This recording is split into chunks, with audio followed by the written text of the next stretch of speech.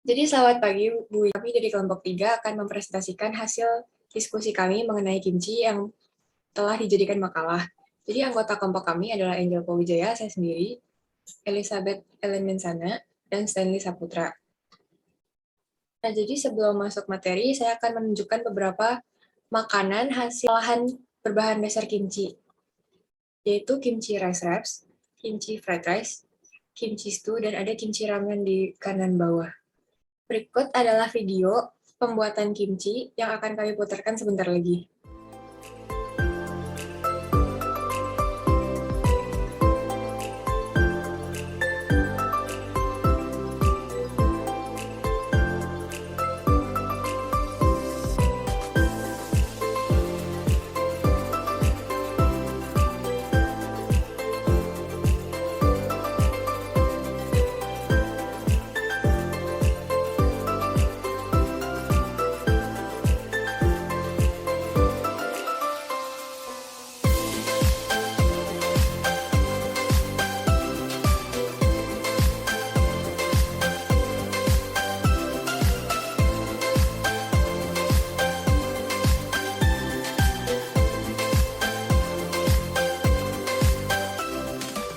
Nah, jadi alasan kami membuat bertema kimchi ini adalah karena kimchi merupakan salah satu produk pangan hasil fermentasi yang paling sering dikonsumsi oleh masyarakat Korea.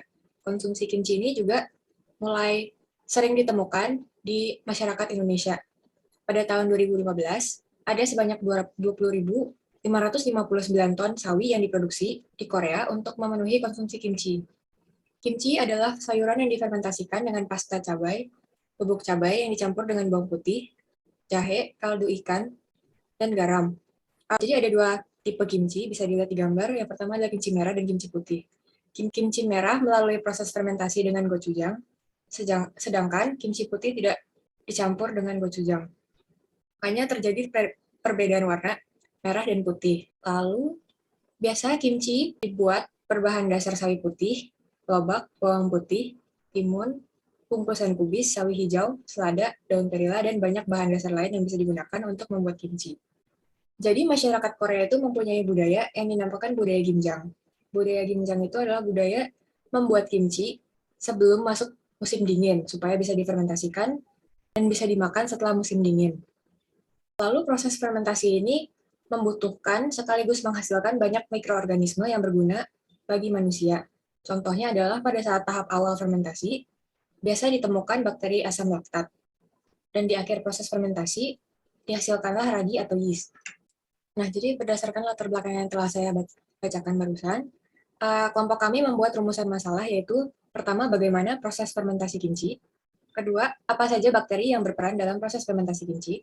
Ketiga, apa saja kelebihan dan kekurangan produksi kimchi sebagai bahan pangan manusia. Dan terakhir adalah apa saja risiko dan etika dalam implementasi inovasi kimchi. Lalu tujuan yang kami ingin capai terkait rumusan masalah yang ada di samping adalah mengetahui proses fermentasi kimchi sehingga bisa menjadi bahan pangan, mengetahui bakteri yang berguna dalam proses fermentasi kimchi, mengetahui kelebihan dan kekurangan produksi kimchi sebagai bahan pangan, dan terakhir adalah mengetahui risiko dan etika dan implementasi inovasi teknologi fermentasi kimchi. Selanjutnya saya akan menjelaskan mengenai kimchi making process atau proses pembuatan kimchi. Nah, proses pembuatan kimchi ini dengan cara Korean cabbage atau Korean radish root dipotong menjadi 2 hingga 4 bagian, kemudian ditaburi dengan garam, dan kemudian di-rinse dan di-drain. Nah, hasil yang sudah di-drain ini kemudian di-pack dalam berbagai layer yang sudah di-premix garlic, green onion, ginger, hot pepper, dan jackal. Dan kemudian semua yang sudah di-pack dalam layer ini difermentasi dan kemudian jadilah kimchi. Nah, essential microorganisms yang ada pada kimchi yaitu yang pertama bulb atau bakteri asam laktat, terdapat Lactobacillus mesenteroides, Lactobacillus brevis, Lactobacillus plantarum, Streptococcus faecalis, dan P. cerevisiae. Kemudian ada bakteri aerob berupa Achromobacter, Flavobacterium, dan Pseudomonas. Nah, dalam proses pembuatan kimchi, tentunya kita memperhatikan control of fermentation. Karena control of fermentation itu bertujuan untuk mendapatkan produk kimchi yang baik. Nah, untuk mendapatkan suatu produk kimchi yang baik, tentu perlu diperhatikan konsentrasi garam yang ditambahkan serta suhu dalam proses fermentasi kimchi. Nah, garam ini ditambahkan pada kimchi sebagai penyedap rasa dan juga untuk mencegah mikroba berkontaminasi. Nah, konsentrasi garam yang dibutuhkan dalam kimchi yaitu 3%, dan suhu yang digunakan saat fermentasi kimchi yaitu 10 hingga 20 derajat Celcius. Dan tujuan tingkat keasaman yang ingin dicapai yaitu 0,4% hingga 0,8%. Nah, suatu kegiatan fermentasi kimchi ini juga bisa diprediksi dengan indikator kolorimetri. Nah, kolorimetri dapat digunakan untuk memprediksi fermentasi kimchi kubis dengan menyelidiki efisiensi dalam aplikasi praktis dalam pengemasan kimchi kubis. Nah, hasil yang didapatkan itu dapat dilihat berdasarkan produksi CO2 selama fermentasi kimchi sehingga dapat digunakan sebagai parameter fermentasi dalam berbagai makanan. Nah, terdapat dua indikator kolorimetri yang dapat kita gunakan, yaitu indikator pH dan keasaman yang dapat diintegrasi sebagai variabel, dan juga indikator untuk memantau kesegaran kimchi berdasarkan konsentrasi CO2 dan asam asetat di bagian atas kemasan kimchi. Oke, selanjutnya kita akan menjelaskan apa sih kelebihan dari mengonsumsi kimchi ini. Nah, jadi seperti yang kita tahu tuh, kimchi itu merupakan makanan yang sangat baik gitu loh bagi kesehatan. Karena kimchi ini mengandung serat fiber yang tinggi dan kalori yang rendah. Nah, ternyata kimchi ini juga rendah kolesterol dan mengandung banyak vitamin seperti vitamin C, beta-karoten, vitamin B. Lalu ada juga mineral seperti natrium, kalsium, kalium, besi, dan fosfor. Lalu ada juga komponen penting lainnya yang mengandung phytochemical. Nah, bakteri asam laktat ini dalam proses fermentasi itu bisa menghasilkan asam laktat yang tinggi sehingga bisa memperlancar sistem pencernaan. Nah, kimchi ini berkhasiat untuk mencegah kanker, berperan sebagai probiotik, antiinflamasi, antibakteri, anti kanker, mencegah obesitas, mengurangi kolesterol, serta memperlambat sistem penuaan pada tubuh. Nah, jadi kita mau jelasin satu-satu dulu nih. Mulai dari anti kanker. Jadi ekstrak pada kimchi itu ternyata bisa membantu menghambat pertumbuhan sel-sel yang bersifat karsinogenik seperti AGS gastric cancer, HT29 colon cancer, dan hepatitis 3B liver cancer, dan lain-lain. Nah, komponen apa sih yang berperan dalam hal tersebut? Ternyata ada beta-sitosterol dan asam linoleat ini. Jadi sel kanker nantinya akan diregulasi secara apoptosis dan kemudian didukung dengan adanya penghambatan inflamasi.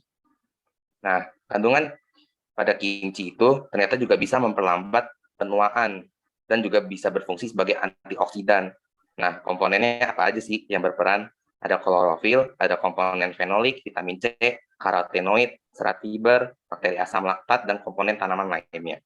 Nah, ternyata komponen-komponen yang sudah disebut tadi itu bisa membantu menangkal radikal bebas dengan cara donor hidrogen. Nah, kemudian juga kimchi juga dapat meningkatkan viabilitas sel dan membantu menghambat peroksidasi lipid sehingga selnya itu jadi bisa bertahan lebih lama gitu. Nah, terus kan kimchi kan juga menggunakan cabai. Nah, cabai yang digunakan ini mengandung capsaicin yang membantu mengatasi obesitas dengan merangsang tulang belakang untuk nantinya melepaskan katekolamin di kelenjar adrenalnya.